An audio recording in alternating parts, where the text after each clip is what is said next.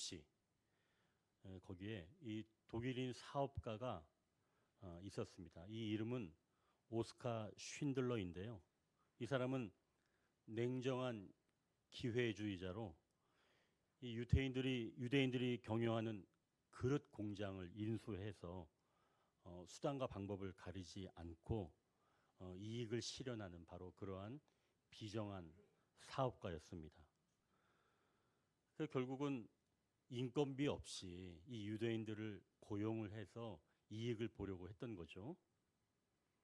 근데 우연히 이 오스카 쉰들러가 유대인 회계사를 두었는데 그와 점점 가까워지면서 독일 나치에 의해 참혹하게 학살되는 그 유대인들의 실상을 마주하게 됩니다. 서서히 이 오스카 쉰들러는 양심이 흔들리게 되고 마침내 강제 수용소에 있던 그 유대인들을 구하기로 결심을 합니다.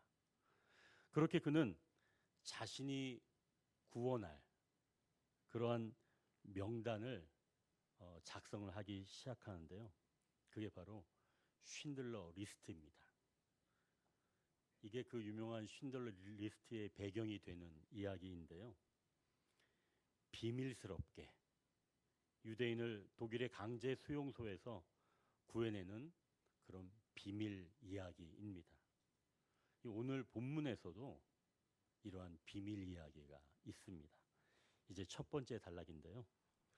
사람이 알지 못하여야 할 것이라. 우리가 14절 다시 한번 같이 읽겠습니다. 룻이 새벽까지 그의 발치에 누웠다가 사람이 서로 알아보기 어려울 때에 일어났으니 보아스가 말하기를 여인이 타작마당에 들어온 것을 사람이 알지 못하여야 할 것이라 하였음이라. 아멘. 이 보아스의 타작마당에 들어온 이 룻은 지난밤 보아스의 발치에 누워 있었습니다. 이 보아스는 기업 물을 자가 나보다 더 앞선 사람이 있으니까 그 기업 물을 자가 만약 자기가 기업 물지 않겠다고 말한다면 그때는 내가 기업 물을 자의 책임을 다하겠다라고 말을 했죠. 그리고 룻에게 너는 아침까지 누워 있어 이렇게 말했습니다. 이제 날이 밝아오는 거예요. 그런데 보아스가 아침이 밝기 전인데 사람이 서로 분간하기 바로 전에 못하는 시간에 룻에게 이 타작 마당에서 떠날 것을 말하는 겁니다.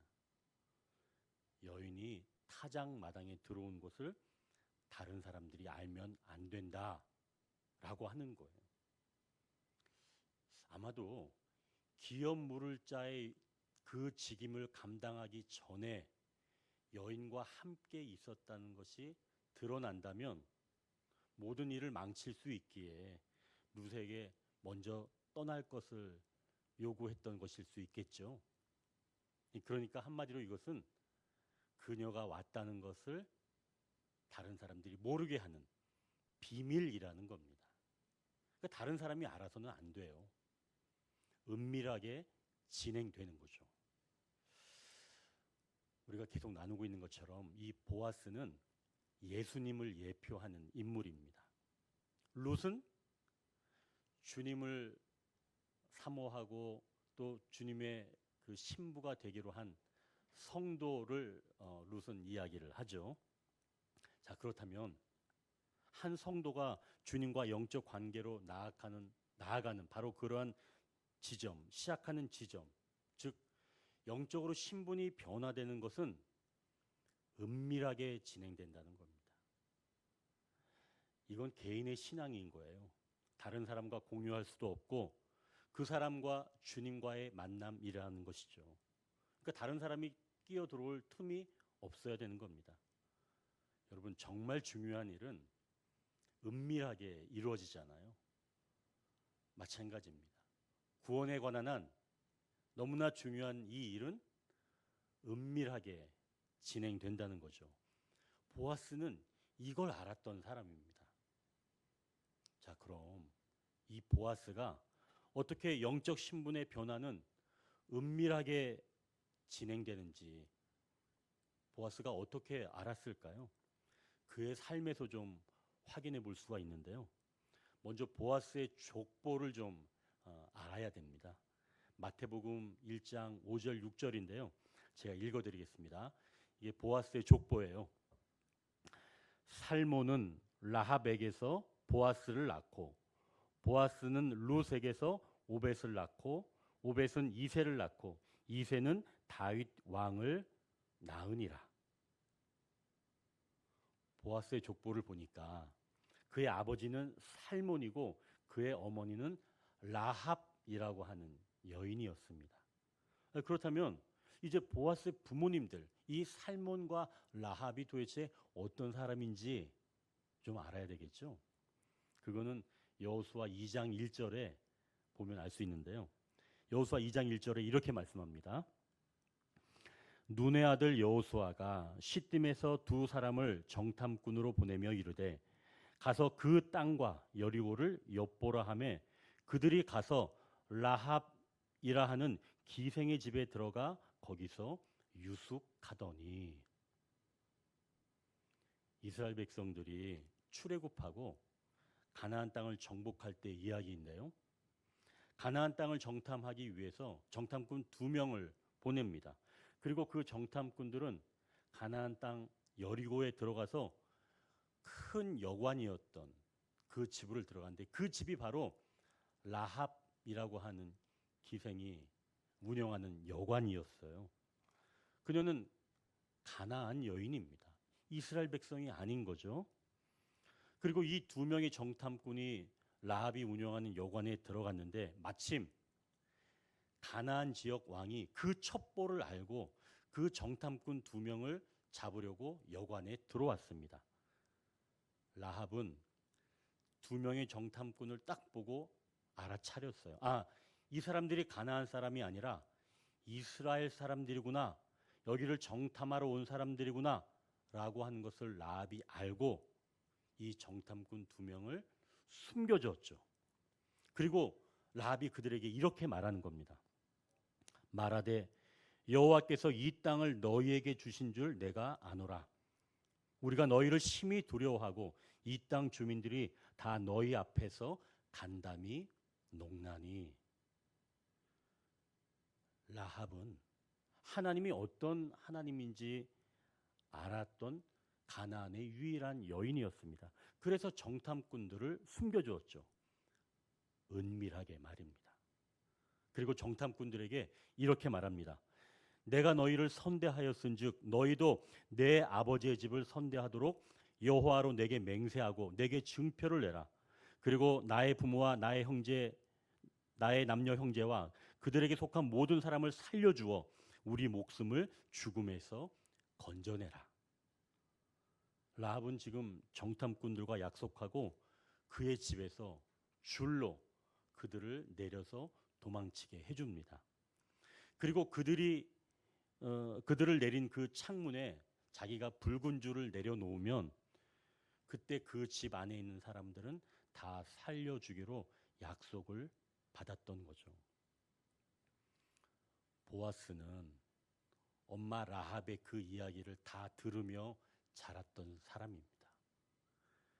그 가정이 구원을 받게 된 것은 하나님의 구원을 믿으며 은밀하게 기다린 결과인 거죠.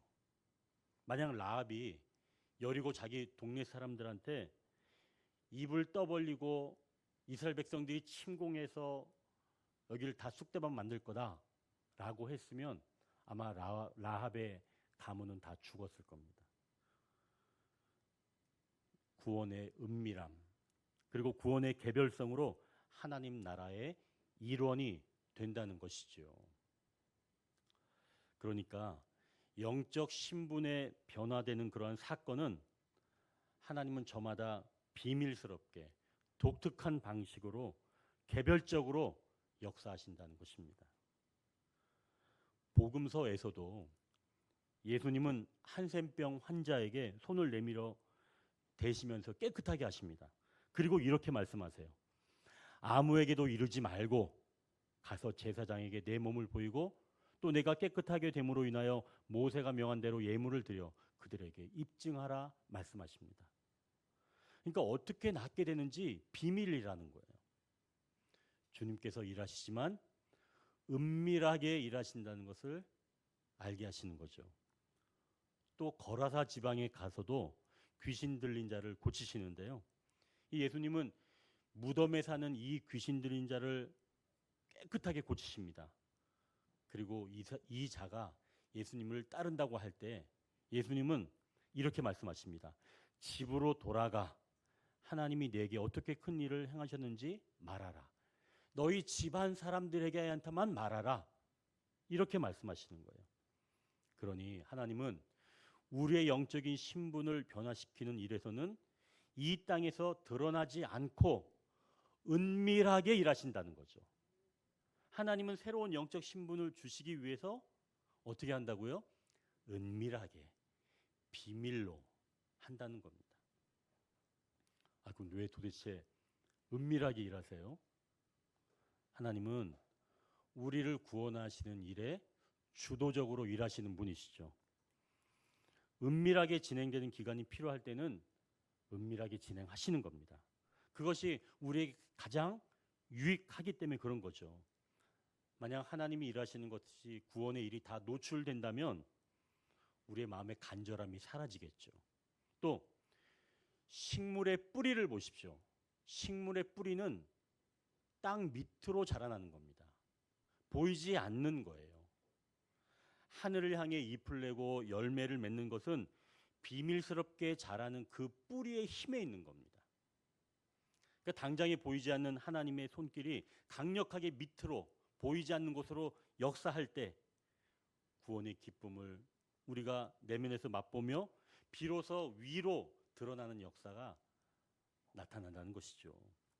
그러니 구원의 역사는 보이지 아니하고 은밀하게 일하시는 하나님이신 줄 믿으시길 바랍니다. 우리가 알 수가 없는 거예요. 하나님이 구원을 어떻게 이루시는지 우리는 그것은 너무 비밀 같은 것이죠. 그러니 하나님의 일하심을 신뢰하면서 우리가 위를 향해서 가지를 뻗어가시고 또 누군가를 위해서 우리가 그 영혼을 위해서 기도할 때는 저 사람이 저 모습으로 언제 변화가 될까 걱정하지 마십시오. 하나님은 은밀하게 일하시는 분이기 때문에 순식간에 그의 모습을 변화시키는 줄 믿으시길 바랍니다. 그러니 여러분 영혼 구원을 위해서는 꾸준하게 기도하신다면 하나님은 언젠가 그가 갑자기 세상에 나타날 때가 있다는 거죠. 은밀하게 그 사람을 구원해 내시는 줄 믿으시길 바랍니다. 자, 이제 두 번째 단락입니다. 내 겉옷을 가져다가 그것을 펴서 잡으라. 우리가 15절을 같이 읽겠습니다. 보아스가 이르되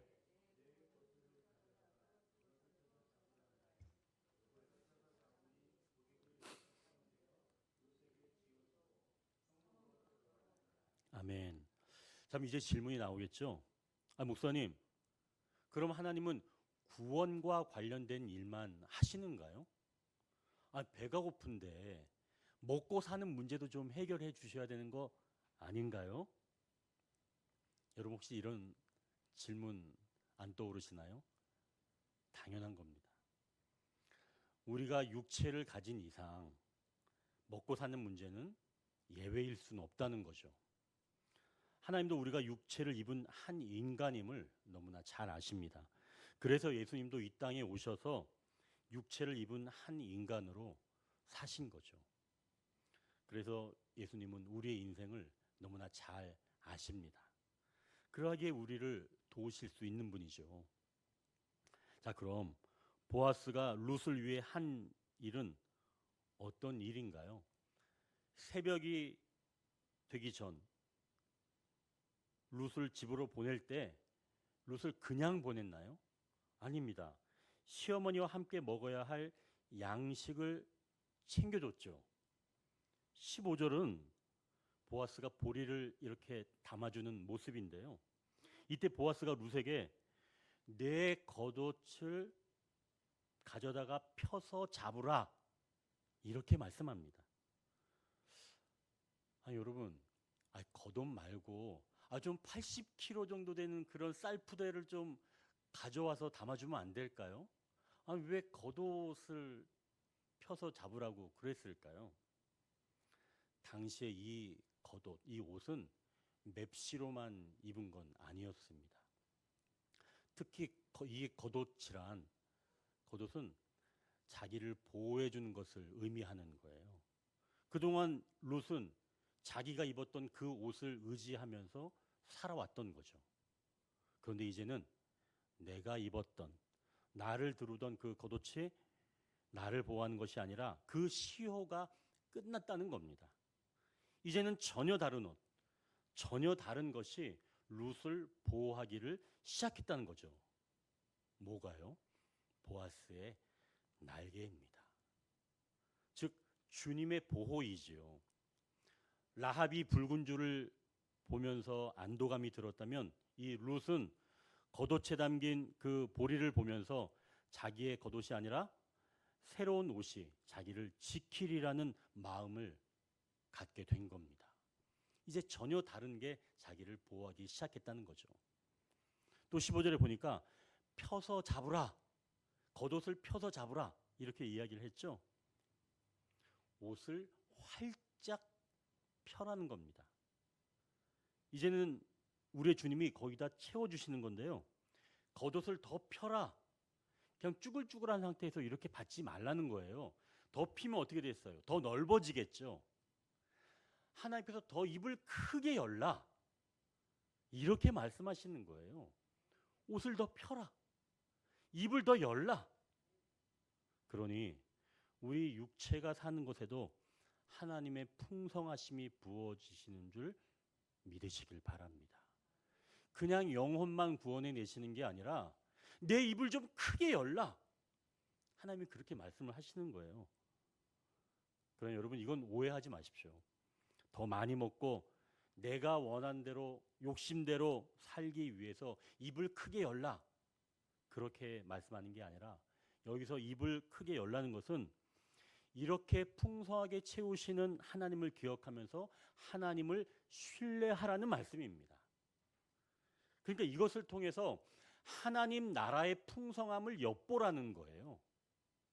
그러니까 이 땅에서 풍성하게 먹는 것으로 그치는 것이 아니라 이 땅에서 풍성하게 채우시는 하나님을 통해서 하나님이 만들어 놓으신 하나님 나라는 크고 놀랍고 풍성하구나 라고 하는 것을 이 땅에서 조금 맛보게 하시는 거죠.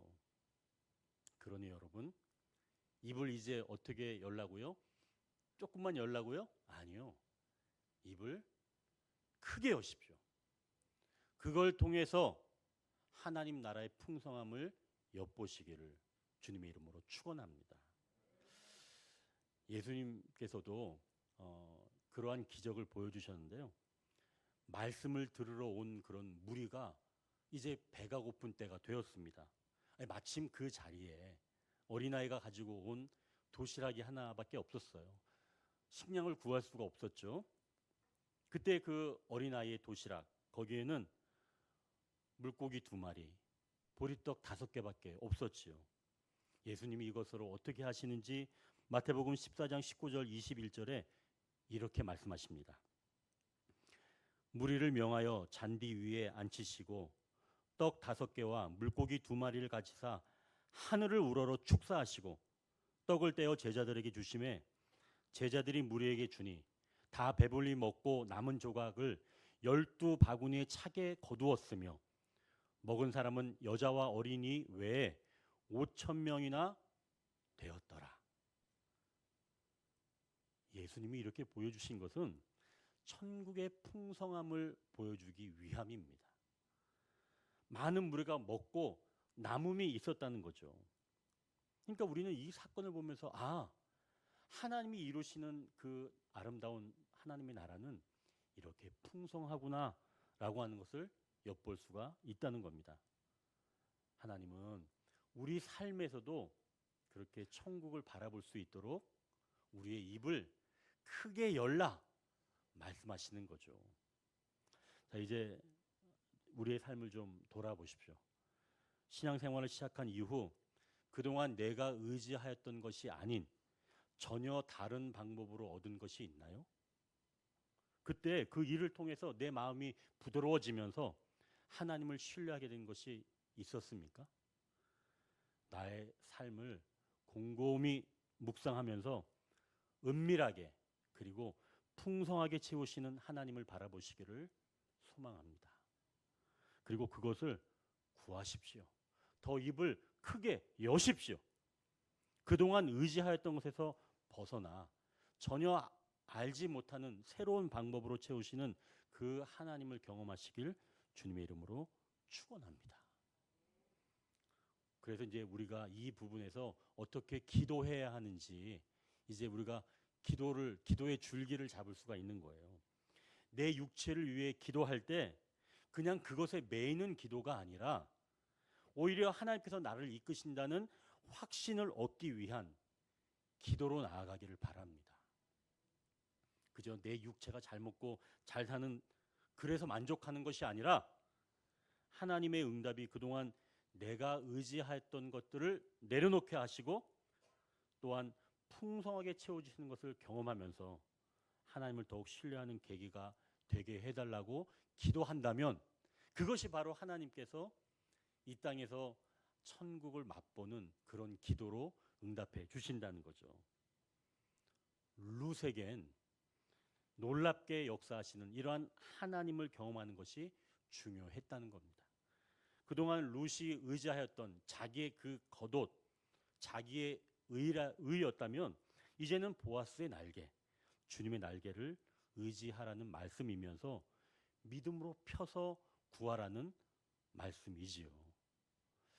자, 그러면 룻에게는 이렇게 이야기했다면 나오미에게는 다른 말을 합니다. 하나님 나오미에게 어떤 것을 원하시는지 이제 세 번째 단락입니다. 주가 일하신다고 말씀합니다. 우리가 17절을 같이 읽겠습니다. 이르되 그가 내게 이 보리를 6번 되어 주며 이르기를 빈손으로 내 시어머니에게 지금 이제 17절 18절은 룻이 나오미에게 보아스와 있던 그런 일을 말해주는 내용입니다. 보아스가 보리를 6번 되어서 주면서 빈손으로 시어머니에게 가지 말라라고 했다는 거예요. 여러분, 보아스가 룻에게 한 말이 이거밖에 없었나요? 아니에요. 15절에 보면 보아스가 룻에게 내 겉옷을 가져다가 펴서 잡으라 라고 얘기했죠. 그러니까 이 말은 룻에게 해당되는 말이에요. 나오미에게 해당되는 말은 17절 말이에요. 이게 다른 거예요. 룻에게는 겉옷을 벗어서 펴서 잡으라고 얘기했고 나오미에게는 뭐라고 그랬냐면 빈손으로 내 시어머니에게 가지 말라 이렇게 이야기한 것을 나오미가 듣기를 원했다는 거죠. 자, 그럼 여기서 중요한 게 뭐냐? 룻이 들어야 할 말이 있고 나오미가 들어야 할 말이 있다는 겁니다. 하나님은 저마다 필요한 말을 주세요. 그걸 믿으십시오.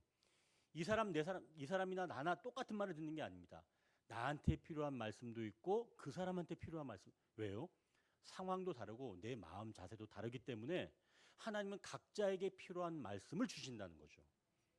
룻에게는 너의 겉옷, 그동안 의지하였던 것을 벗고 믿음으로 입을 더 크게 열라 라고 하는 말씀을 주셨다면 나오미에게는 빈손으로 돌아가지 말라라고 하는 말을 들려주신다는 거예요. 다른 말이죠? 여러분들 여기 다 앉아있지만 하나님이 들려주시고 은혜를 받는 말씀은 다 다른 말씀이라는 거예요. 다른 말씀이 다 들린다는 거죠. 자, 그럼 보아스가 한 이 말, 나오미에게 한 이 말, 빈손으로 돌아가지 말라라고 했던 이 말이 왜 나오미에게 필요했을까요? 사실 이 부분이 굉장히 중요한데요. 나오미가 사실은 자기 입으로 했던 말이 있습니다. 룻기 1장 21절에 나오미가 전에 이렇게 말했어요. 내가 풍족하게 나갔더니 여호와께서 내게 비어 돌아오게 하셨느니라. 여호와께서 나를 징벌하셨고 전능자가 나를 괴롭게 하셨거늘 너희가 어찌 나를 나오미라 부르느냐 하니라. 전에 나오미는 모압 땅에서 이 고향 베들레헴으로 돌아오면서 자기가 모든 것을 잃었기 때문에 하나님이 자기를 빈손으로 돌아오게 했다라고 고백한 겁니다. 괴로운 마음에 하나님을 향해서 왜 나를 이렇게 괴롭게 합니까? 왜 나를 빈손으로 돌아오게 합니까? 나오미는 전에 하나님께 항변했다는 거예요. 근데 지금 보아스는 나오미가 전에 그렇게 말한 걸 들었는지 안 들었는지는 잘 모르겠습니다. 하지만 같은 말을 하고 있는 거예요. 시어머니에게 빈손으로 가지 말라.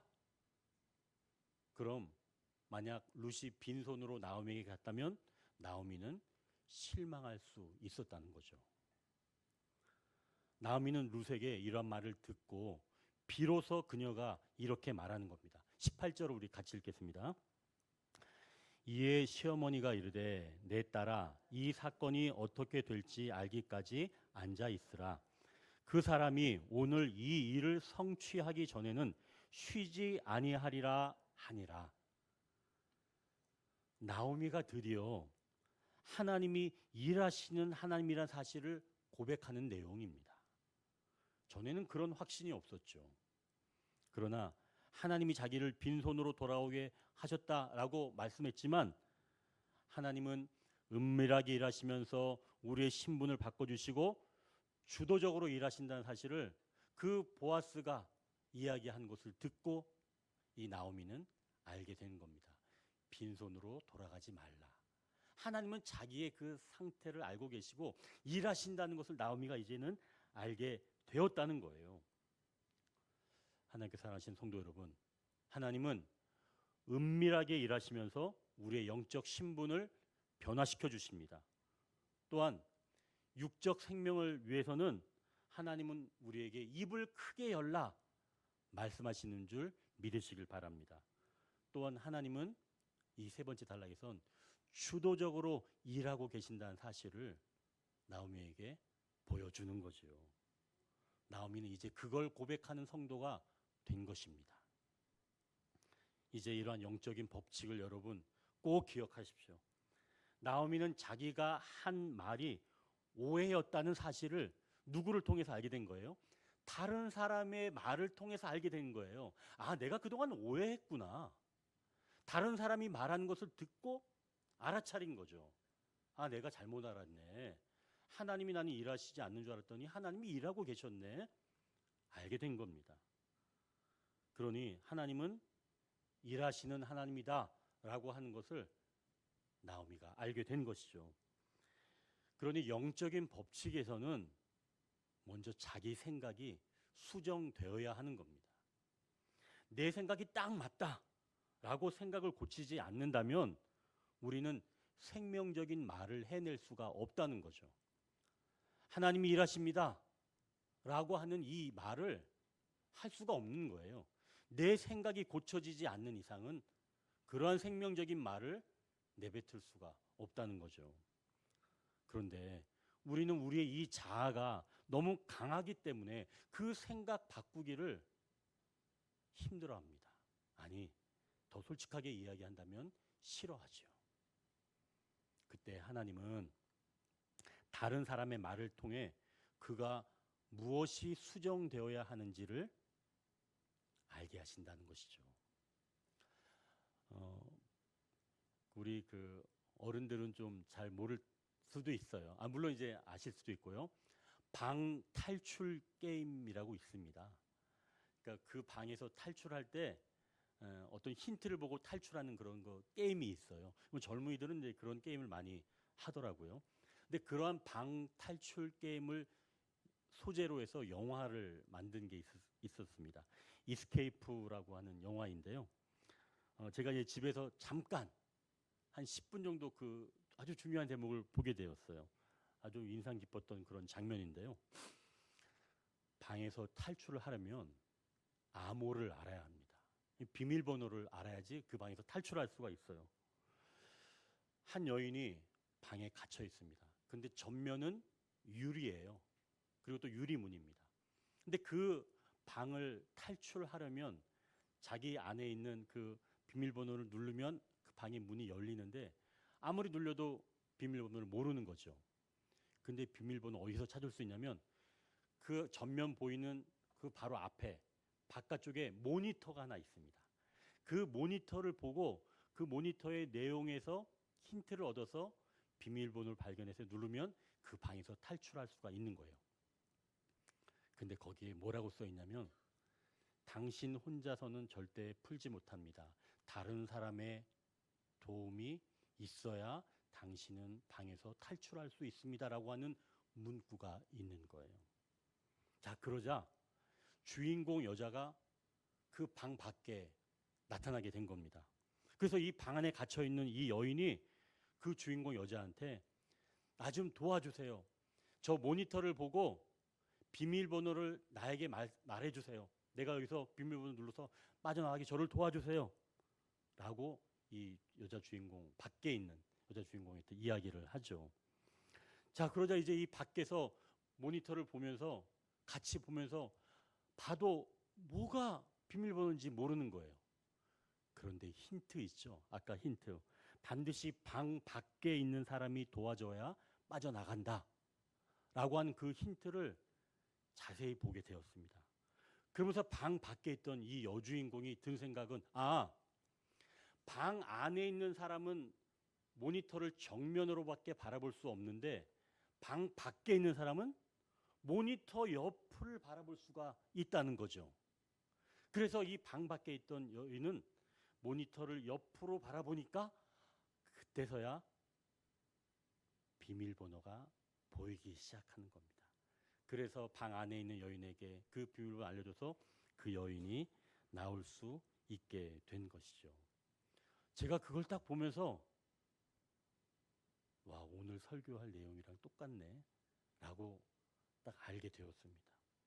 여러분, 방 안에 있는 여인이 모니터를 바라볼 수 있는 각도는 정면밖에 없었어요. 자기가 방 안에 있으니까. 그러나 방 밖에 있는 여인은 얼마든지 옆으로도 바라볼 수가 있었다는 거죠. 방 안에서 벗어나려면 다른 각도에서도 봐야지만이 그 방에서 벗어날 수가 있다는 겁니다. 탈출할 수 있는 건 내가 가진 시야에서만 보는 것이 아니라 새로운 각도에서도 바라봐야 그 방에서 벗어날 수가 있다는 거죠. 우리의 자아도 똑같습니다. 내 생각, 내 고정적인 관념, 내가 보는 시각으로만 바라봐서는 절대 그 방 안에서 빠져나올 수가 없다는 거죠. 다른 사람의 각도, 다른 사람의 생각, 그것을 통해서 바라봐야 비로소 내가 내 자아에 갇힌 방에서 벗어날 수가 있다는 겁니다. 우리의 생각도 똑같아요. 우리도 나 혼자 바라보고 내 생각이 전부라고 한다면 내 방에서 빠져나오지 못합니다. 내 자아, 내 생각에서 벗어나려면 반드시 다른 사람의 생각, 다른 각도로 바라보는 것이 필요하다는 거죠.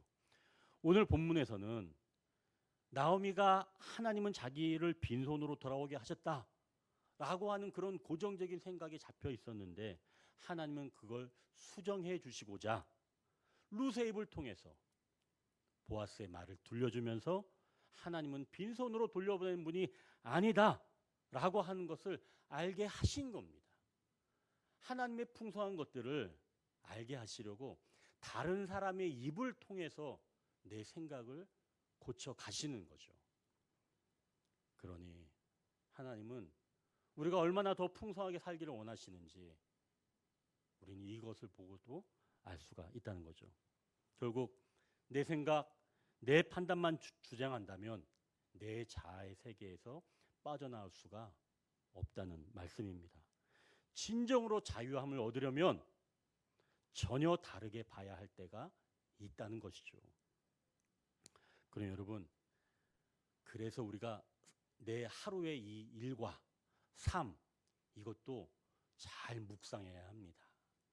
누가 나에게 했던 말 또는 어떤 상황, 그런 걸 통해서도 하나님은 우리에게 말을 걸어오시는 거예요.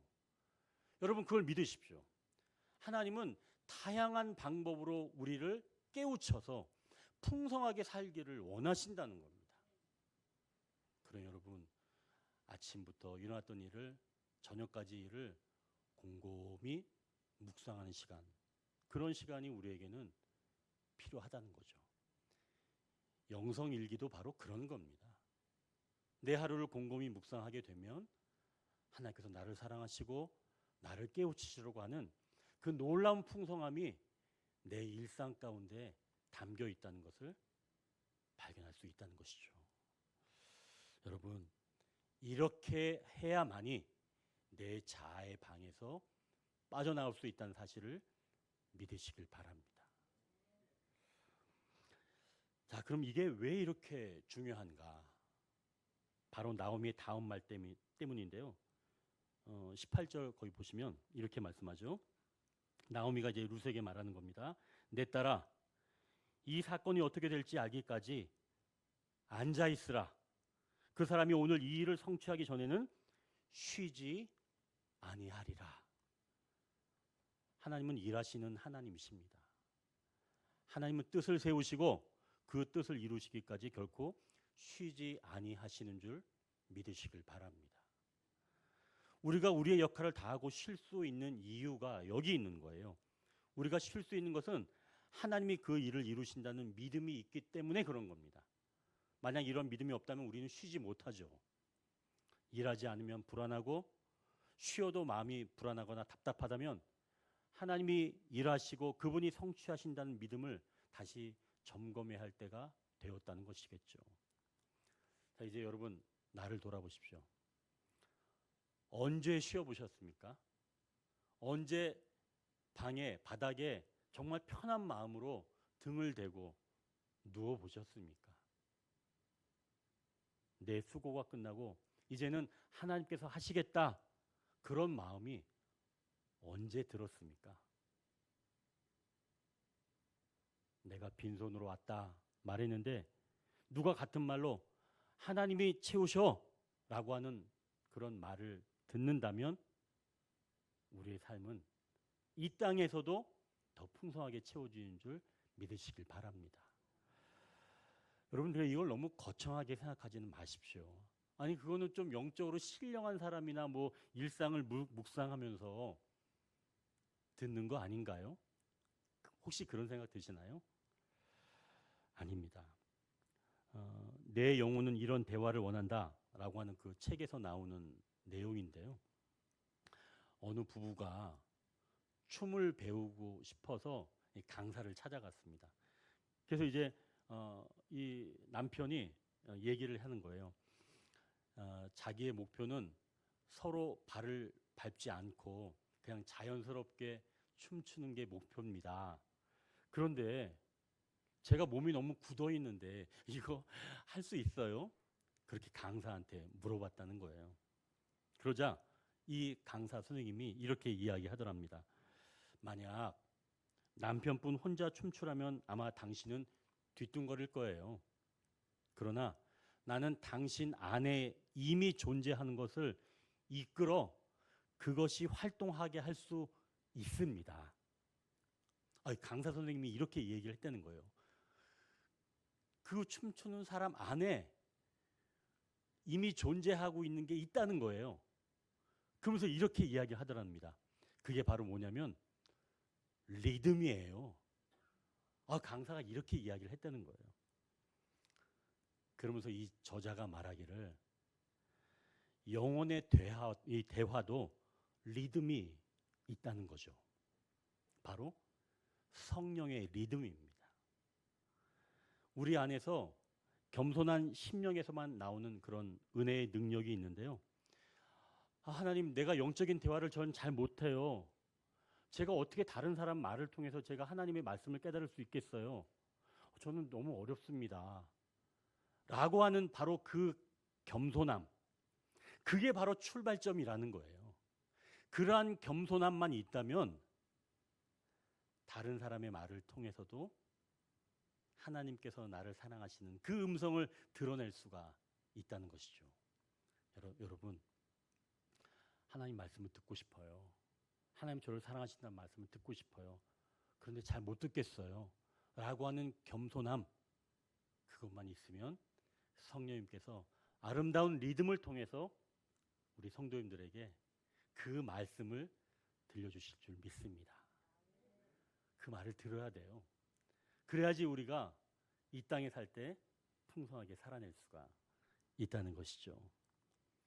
하나님은 한 영혼을 위해서 비밀처럼 일하시고 풍성하게 하시고 또 더 자유함을 주시고자 타인의 말로도 우리를 일깨워 주시는 줄 믿으시길 바랍니다.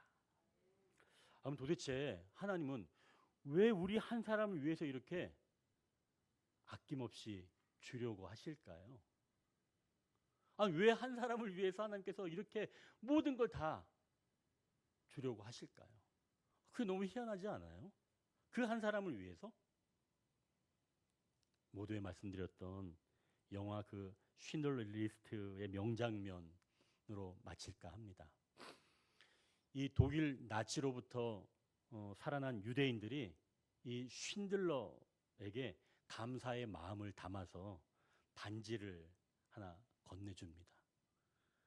그때 한 1,100명이 살아났다고 해요. 그러자 그 쉰들러는 그 반지를 받아들고 막 우는 거예요. 내가 더 사람을 살렸어야 되는데, 더 살렸어야 되는데. 그런데 쉰들러가 막 우는 겁니다. 그러자 이 유대인 대표 한 사람이 쉰들러에게 이렇게 말하는 거예요. 한 사람의 생명을 구하는 자는 온 세상을 구하는 것입니다. 하나님은 여러분 한 명 한 명을 천하보다 더 귀하게 여기십니다. 그래서 은밀하게 일하시고 풍성하게 채우시고 때로는 우리를 다른 사람의 말로도 깨우쳐서 이 땅에서 바로 그 생명적인 말을 하며 살아가도록 우리를 일깨워 주신다는 것이죠. 왜요? 우리가 천하보다도 귀하기 때문에. 여러분, 그래서 우리는 하나님의 그 생명을 이제는 노래할 수 있는 자로 살게 되었다는 것이죠. 여러분, 이제 기억하십시오. 하나님은 구원의 역사를 이루시기 위해 비밀스럽게 일하시고 또 우리를 이 땅에서 육체를 살리시고자 풍성하게 일하시면서 그것을 통해 하늘을 바라보게 하시고 마침내 우리의 잘못된 생각과 그런 판단들을 고쳐주시고자 다른 사람의 입을 통해서도 우리를 깨우신다는 사실을 기억하시고 오늘 천하보다도 귀한 나의 삶을 살아내시는 저와 여러분 되시길 주님의 이름으로 축원합니다.